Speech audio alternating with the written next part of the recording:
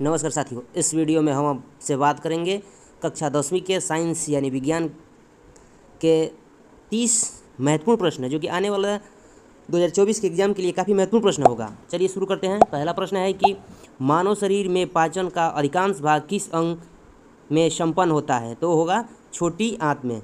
ठीक है। अगला प्रश्न है कि सर्वप्रथम रक्त परिसंचरण तंत्र का अध्ययन किसने किया था?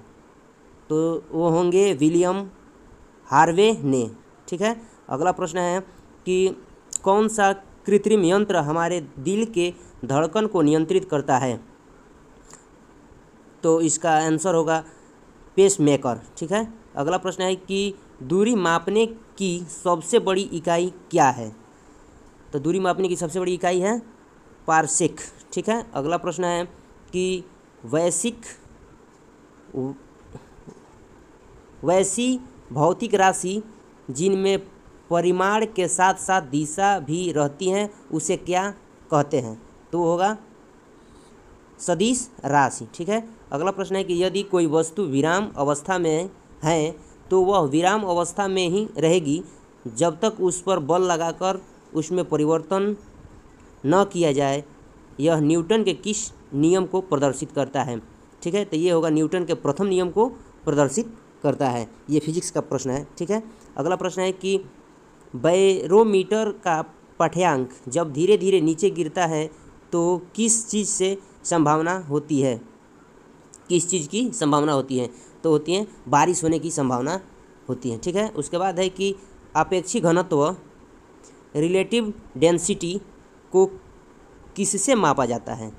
ठीक है। तो उसका होगा आंसर हाइड्रोमीटर से। हाइड्रोमीटर से आपेक्षिक घनत्व को मापा जाता है। ठीक है। अगला प्रश्न है कि एक निश्चित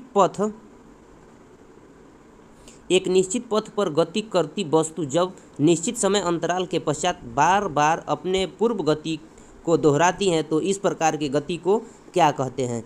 इस प्रकार की गति को आवर्त गति कहते हैं। ठीक है। अगला प्रश्न है कि रेडियो का आविष्कार किसने किया था? तो रेडियो का आविष्कारक होंगे मार्कोनी।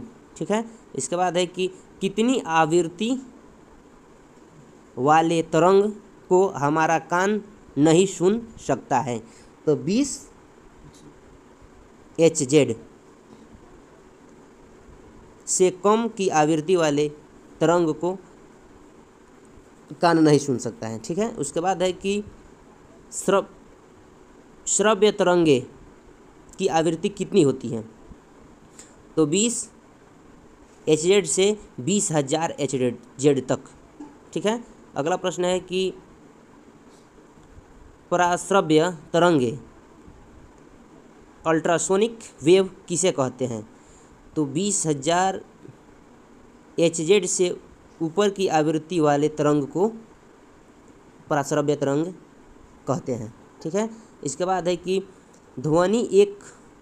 ध्वनि का एक माध्यम से दूसरे माध्यम में जाने पर चाल एवं तरंग दैर्ध्य को बदल जाता है जबकि क्या नहीं बदलता है?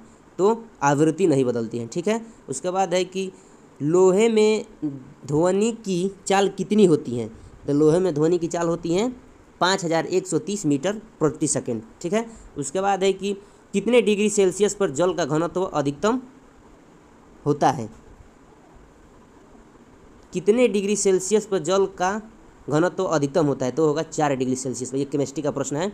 ठीक है। उसके बाद है कि आपेक्षिक आर्द्रता मापने के लिए किस यंत्र का इस्तेमाल किया जाता है?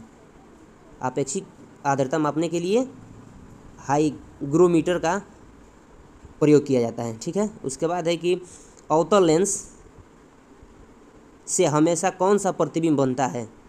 तो अवतल लेंस से हमेशा सीधा और आभासी प्रतिबिंब बनता है। ठीक है। इसका जवाब होगा सीधा और आभासी। ये फिजिक्स यानी भौतिकी का प्रश्न है। ठीक है। उसके बाद है कि कांच प्रबलित प्लास्टिक बनाने के लिए किस प्रकार के कांच का प्रयोग किया जाता है? तो इसका जवाब होगा रेसा कांच का। ठीक है। अगला प्रश्न है कि पहिए में बॉल बेयरिंग का काम होता है? इसका जवाब होगा गतिज घर्षण को घूर्णन में परिवर्तन के लिए। ठीक है। उसके बाद अगला प्रश्न है कि सूर्य के प्रकाश को पृथ्वी तक जाने में औसतन कितना समय लगता है, यानी सूर्य के प्रकाश को पृथ्वी तक आने में कितना समय लगता है, तो होगा 8 मिनट 20 सेकेंड। ठीक है, इसका जवाब होगा 8 मिनट 20 सेकेंड। अगला प्रश्न है कि किस रंग के प्रकाश का प्रकीर्णन सबसे अधिक होता है, तो इसका जवाब होगा बैगनी। बैगनी रंग के प्रकाश का प्रकीर्णन सबसे अधिक होता है।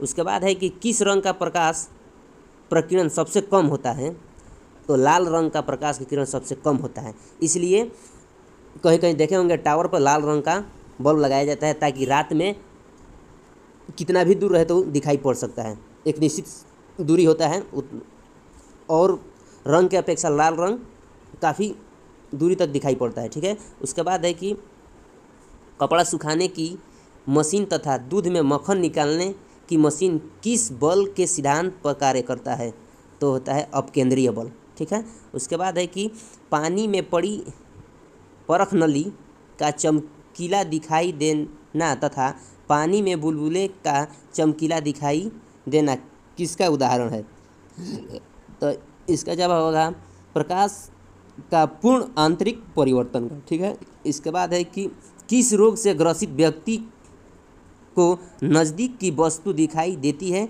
परंतु दूर की वस्तु दिखाई नहीं देती है, तो वो होगा निकट दृष्टि। इसका जवाब होगा निकट दृष्टि दोष, जिसको मायोपिया कहते हैं। निकट दृष्टि दोष जिसको होगा उसको निकट की वस्तु